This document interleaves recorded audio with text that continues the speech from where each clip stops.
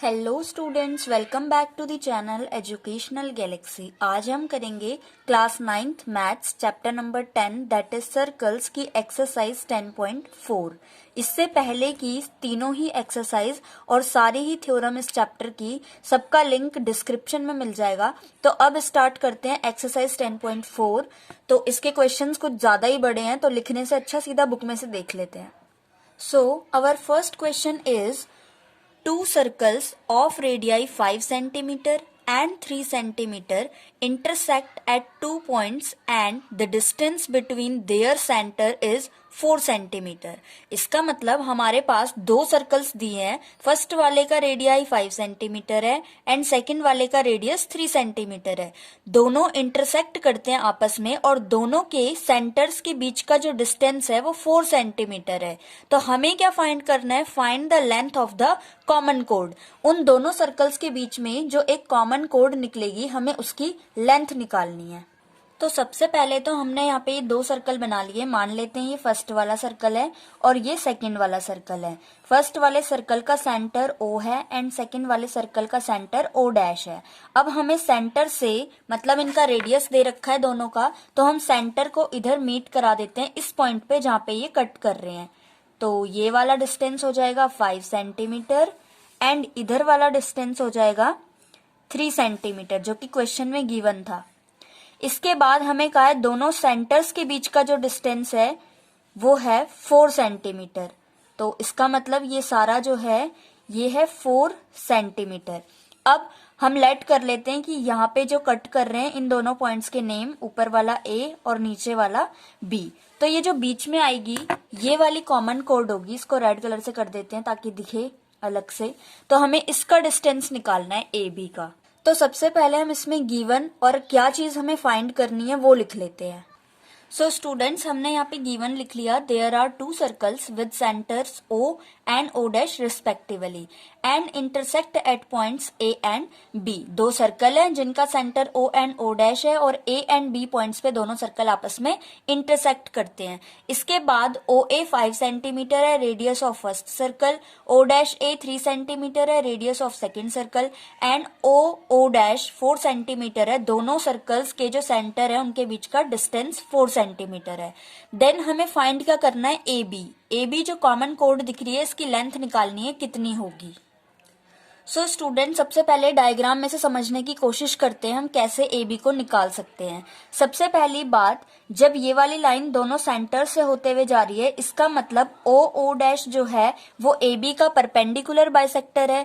Perpendicular bisector है इसका मतलब A से लेके यहाँ तक जितना भी होगा लेट कर लेते हैं हम इसको, कुछ भी पॉइंट P नाम दे देते हैं। यानी कि AP जो है वो इक्वल होगा BP के। मतलब अगर हम सिर्फ AP को फाइंड कर ले और मल्टीप्लाई कर दे 2 से तो पूरी लेंथ आ जाएगी। तो एक तो ये हमारा काम इजी हो गया कि हमें सिर्फ AP को फाइंड करना है और उसको डबल कर देना है तो AB निकल जाएगा। तो इसके लिए हम सबसे पहले क्या चीज लिखेंगे सॉल्यूशन में? सबसे पहले हम लिखेंगे O dash is perpendicular bisector of AB। Therefore AP equal होगा BP के। नाउ स्टूडेंट्स, ये वाला 90 डिग्री पे कट कर रहा होगा क्योंकि परपेंडिकुलर बाइसेक्टर है। अगर हम इस वाले राइट एंगल ट्राइंगल को देखें तो हमें ये वाली चीज पता है, हाइपोटेनियस 5 सेंटीमीटर है, लेकिन नीचे वाला नहीं पता। पूरा पता है 4 सेंटीमीटर है पर इतना नहीं पता हमें। उसके बाद अगर हमें ये दोनों पता होंगे तो हम परपेंडिकुलर निकाल सकते हैं और फिर पूरा AB निकल जाएगा। तो सबसे पहले हम क्या करते हैं, हम लेट कर लेते हैं OP जो डिस्टेंस है उसको हम लेट कर लेते हैं X सेंटीमीटर है, राइट। उसके बाद जो O डैश P है वो कितना हो जाएगा? अगर इतने को हमने X माना है और ये पूरा 4 है तो इतना ऑफकोर्स 4 माइनस एक्स हो जाएगा। तो हम इसको लेट कर लेंगे 4 माइनस एक्स सेंटीमीटर। अब हमें एक एक करके दोनों ट्राइंगल्स में देखना है। सबसे पहले फर्स्ट वाले में देखते हैं इन ट्राइंगल AOP और साथ में यहाँ पे चल लेते हैं in triangle AO dash P। तो दोनों ट्राइंगल्स में देखें तो इस वाले में क्या होगा? OA का square is equal to AP का स्क्वायर प्लस OP का square according to Pythagoras theorem. अब सेम हम यहाँ पर भी यही चीज लगाते हैं, तो हो जाएगा AO डैश का square is equal to AP का स्क्वायर प्लस PO डैश का स्क्वायर। तो हमने दोनों तरफ वैल्यूज डाली और हमारे पास दो इक्वेशंस आ गई जिनके RHS में AP स्क्वायर और यहाँ पर भी AP स्क्वायर है। तो हम इसको लेट कर लेते हैं इक्वेशन नंबर 1 एंड इसको लेट कर लेते हैं इक्वेशन नंबर 2। अब हम दोनों इक्वेशंस को अगर इक्वेट करें, equate equation 1 and 2।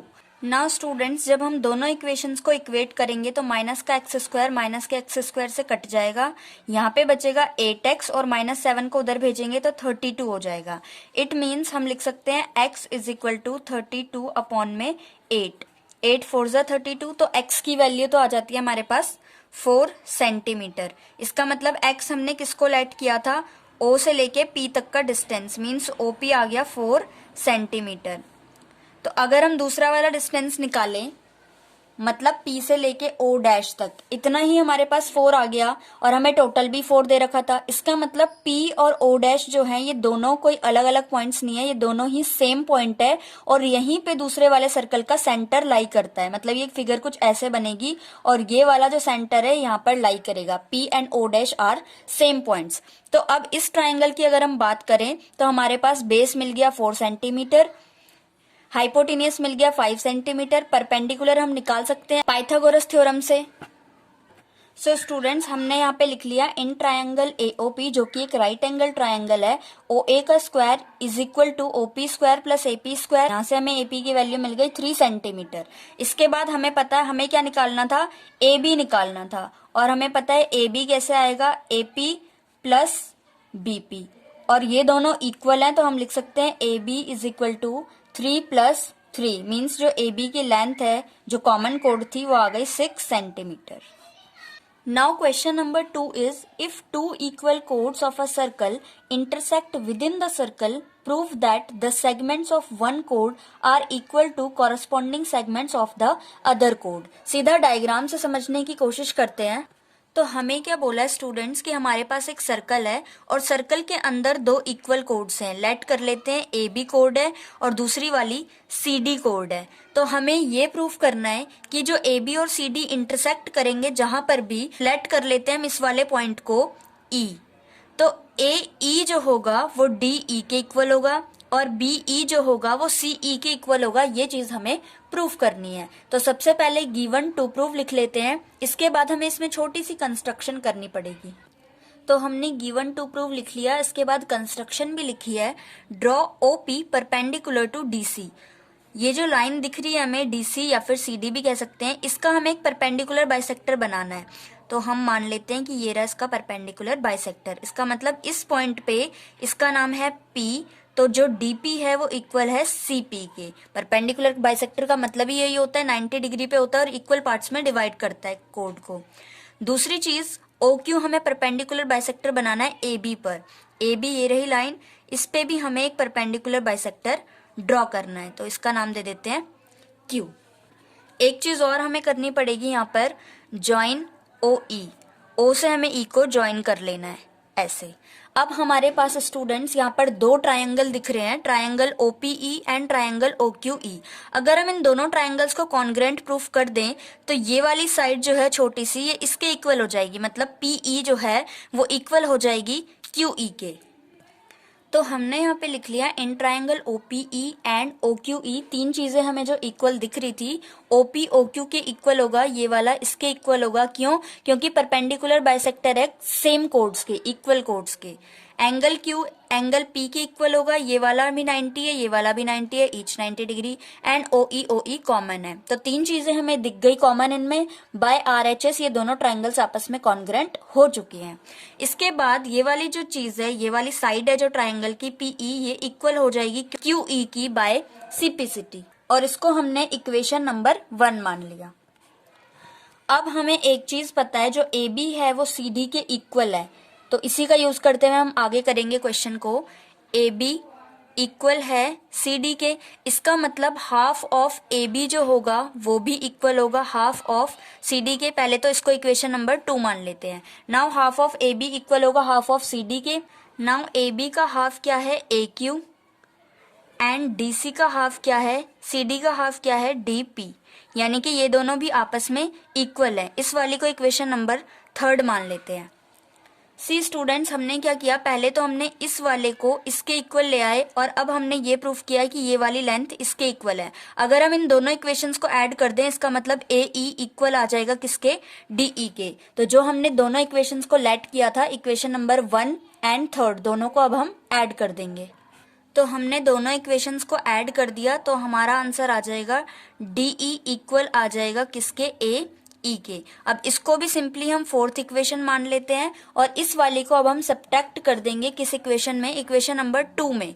Equation number 2 क्या थी, AB इक्वल है CD के, और अभी अभी हमने प्रूफ किया AE इक्वल है DE के। तो अगर हम AB में से AE को माइनस कर दे तो इतना पार्ट बचेगा, और CD में से DE को माइनस कर दे तो इतना पार्ट बचेगा।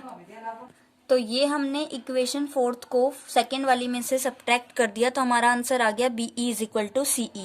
यही दो चीजें हमें प्रूफ करनी थी जो हमने इक्वल प्रूफ कर दी। इसका मतलब किसी भी सर्कल के अंदर जब दो सेम लेंथ की कोड्स आपस में इंटरसेक्ट करती हैं किसी भी पॉइंट पे, तो जो वो 2 पार्ट्स में अपने आप को डिवाइड करेंगे, वो दोनों पार्ट्स भी दूसरी वाली कोड के इक्वल होंगे।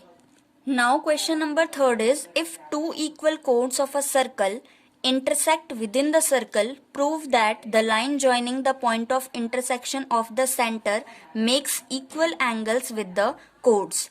मीन्स हमें एक सर्कल गिवन दिया है और हमें बोला उसके अंदर 2 कोड्स हैं जो कि इक्वल है। मीन्स हम दोबारा से सेम यही बना लेते हैं, AB इक्वल है CD के। इसके बाद हमें कहा है ये दोनों जो इक्वल कोड्स है जहां पर ये इंटरसेक्ट करती है, जब हम इस पॉइंट को अगर सेंटर से ज्वाइन कर दें तो इस पॉइंट से 2 जो एंगल्स बन रहे हैं, मीन्स ये वाला एंगल इक्वल होना चाहिए इस वाले एंगल के। ये चीज हमें प्रूफ करनी है।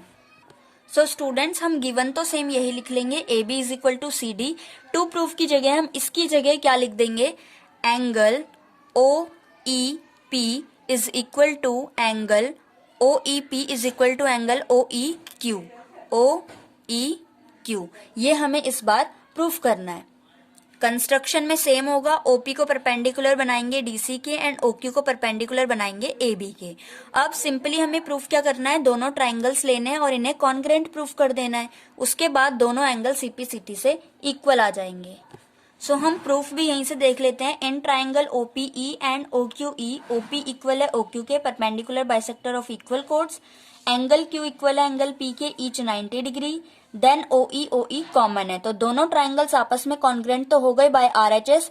इसके बाद हमें एक चीज क्या करनी है, ये नहीं लिखना नीचे का, अब हमें लिखना है angle OEP equal to angle OEQ and reason by CP/CT, corresponding part of congruent triangle. तो ये हो गया हमारा 3rd question. Now question number 4th is, if a line intersect 2 concentric circles with the same center with center O at A, B and C and D, prove that AB is equal to CD। It means हमें 2 concentric circle दिए। concentric circle का मतलब जिन 2 circles का centre same होता है, जैसे एक ये वाला सर्कल दिख रहा है और एक ये वाला, दोनों का ही सेंटर O है। तो हमें बोला है दो सर्कल हैं जिनका सेंटर है O, उसमें से एक लाइन निकल के जा रही है जो इन दोनों सर्कल्स को कट कर रही है A, B, C and D points पर। हमें क्या प्रूफ करना है, ये वाली जो लेंथ होगी मतलब AB इक्वल होगी CD के। सो स्टूडेंट्स, हमने यहाँ पे डायग्राम बना लिया सेम जो हमें बुक में दे रखा था। गिवन लिख लिया, there are 2 concentric circles with centre O, और हमें प्रूफ क्या करना है, AB is equal to CD। तो हमें यहाँ पे छोटी सी कंस्ट्रक्शन करनी पड़ेगी। ये जो हमें कोड दिख रही है AD, बाहर वाले सर्कल की ये कोड है AD, हमें इस पे एक परपेंडिकुलर बाइसेक्टर ड्रॉ करना है। तो हमने यहाँ पे कंस्ट्रक्शन कर ली, हमने OE को परपेंडिकुलर ड्रॉ कर दिया AD के। अब हम प्रूफ करना स्टार्ट करेंगे।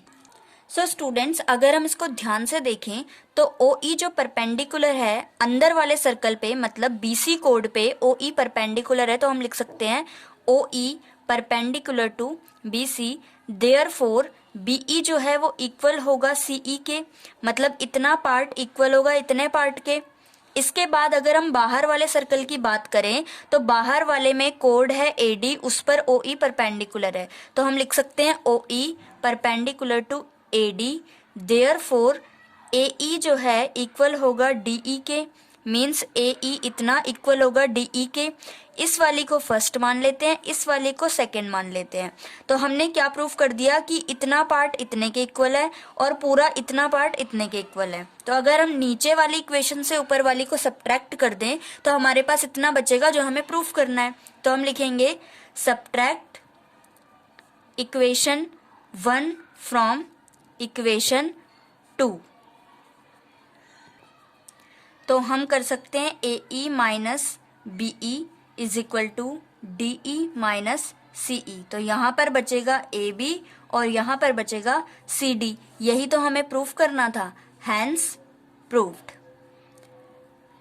नाउ स्टूडेंट्स, इस एक्सरसाइज के अभी 2 क्वेश्चन रह रहे हैं, क्वेश्चन नंबर 5 एंड 6। वीडियो कुछ ज्यादा ही लंबी हो जाएगी, इसलिए हम क्वेश्चन नंबर 5 एंड 6 को अलग अलग नेक्स्ट वीडियोस में करेंगे, क्योंकि क्वेश्चन थोड़े से ट्रिकी और लेंथी हैं। इसीलिए हम इसको नेक्स्ट वीडियो में करेंगे 5th वाला और उसकी नेक्स्ट वीडियो में करेंगे 6th वाला।